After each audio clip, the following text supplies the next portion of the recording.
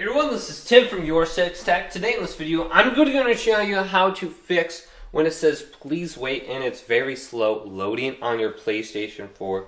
So there's a few different things that we can try. Now the first thing we want to do is hold down the PlayStation button and then go to close applications and close down any games that you have open. So here's Diablo 4. Let's close this down.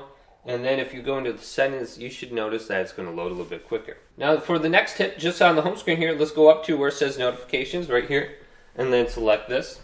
And we're brought to the notification folder where we can see our uploads and downloads.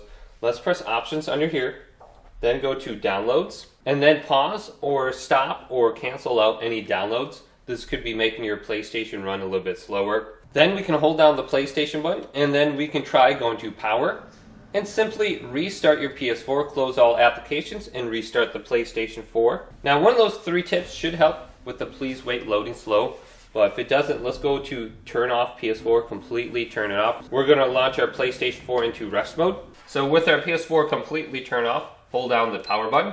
You will hear one beep initially, and then you will hear another beep. And then what you want to do is plug in your controller with a USB cable. I heard the second beep, I'm going to let go.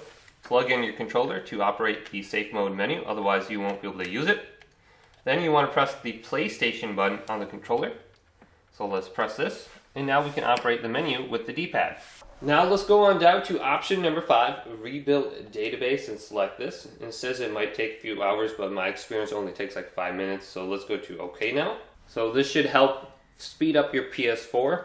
If this video did indeed help you out, leave a big thumbs up and subscribe to my channel down below for more tech videos coming up next on YourSixTech.